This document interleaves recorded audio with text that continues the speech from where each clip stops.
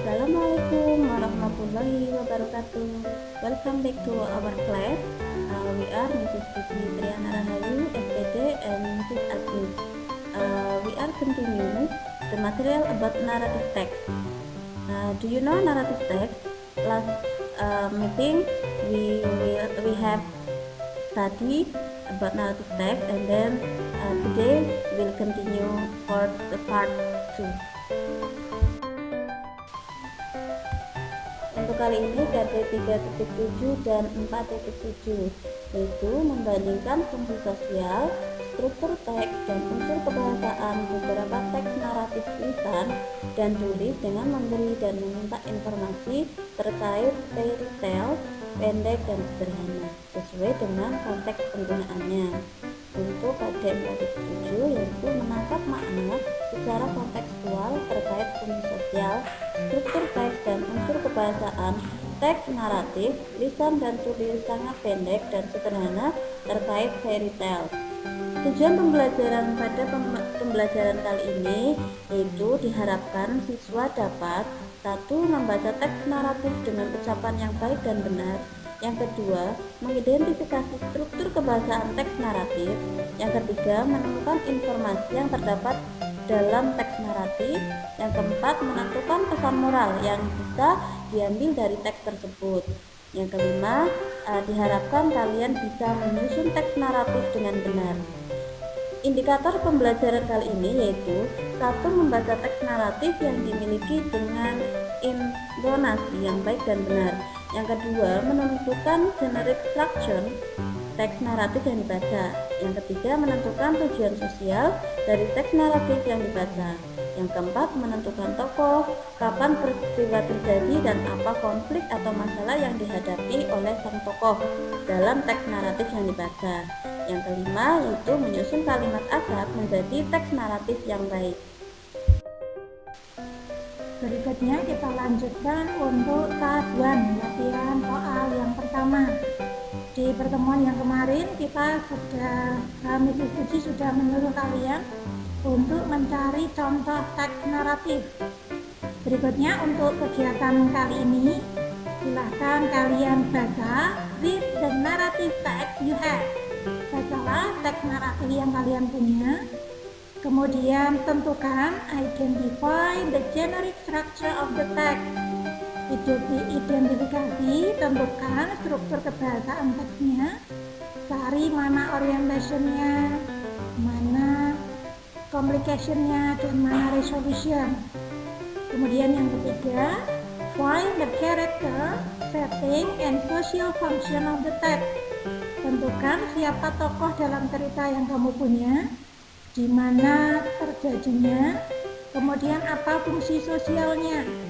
Kemarin sudah kita bahas bahwa fungsi sosial dari teks naratif itu ada 2. Yang pertama adalah untuk menghibur, to entertain the reader, dan yang kedua adalah to find the moral value, atau untuk kita cari, kita tentukan, kita temukan apa pesan moral dari cerita yang terjadi. Selanjutnya untuk language feature atau ciri-ciri kebahasaan teks naratif.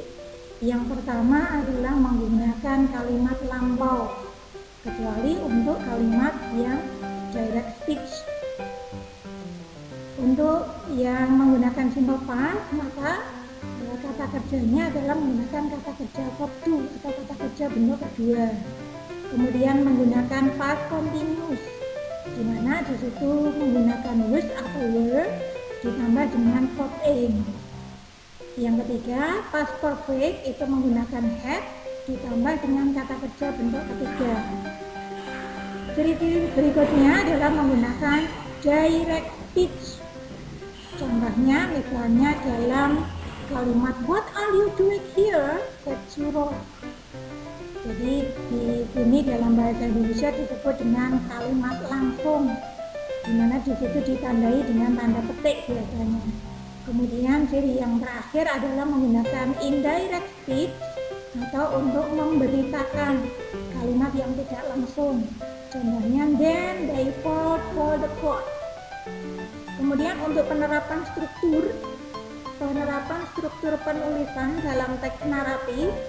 Misalnya di situ untuk contoh teks naratif tentang Aladin. Di sini hanya penggalan ceritanya saja. Yang pertama di situ ada once upon a time, itu berarti orientation ya, dan seterusnya. Untuk kalimat yang berwarna merah itu contoh untuk kalimat yang menggunakan simple past tense.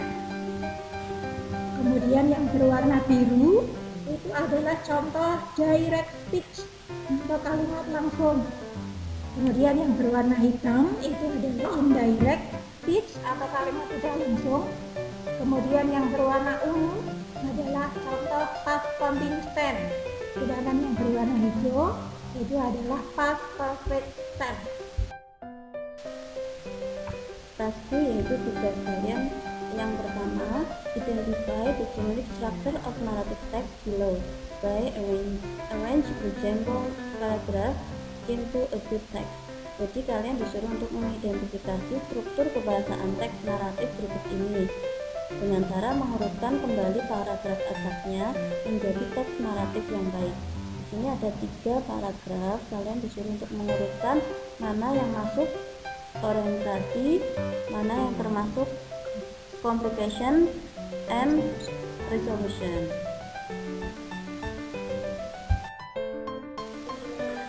Task 3 exercise atau latihan soal. Latihan di sini kalian disuruh untuk membaca teks di bawah ini.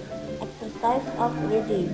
Read the narrative text about the legend of Lake Toba and complete the following questions.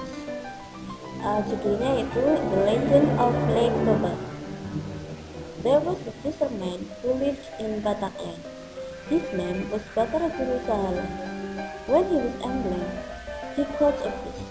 He was surprised to find that fish because the fish could talk and it could too save its egg. He did accordingly. After getting free, the fish changed into a beautiful woman and Sahala fell in love with her. Sahala asked her to marry him, and the woman received him. However, she asked him promised not to tell anyone the secret that he was once a fish. They were very happily married and got 2 daughters. It was a pity on Sahala. One day, when he got very angry with his daughters, he forgot his promise and he broke it. He thought his daughters that very were the daughters of a fish.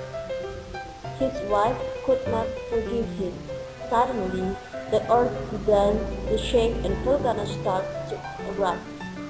The earth cracked and formed a big hole. People said that the hole became Lake Toba. Yes, student. Next, please do the exercise. Please answer the questions below. There are 10 questions. Please do it in a piece of paper. Then submit it next week. Jadi silakan dikerjakan 10 soalnya, kemudian kerjakan di selembar kertas. Kalian kumpulkan untuk pertemuan kalian kumpulkan minggu depan. Okay, thank you very much for your attention. I hope you can do your exercise and you can submit it at next week. See you next time. Wassalamualaikum warahmatullahi wabarakatuh.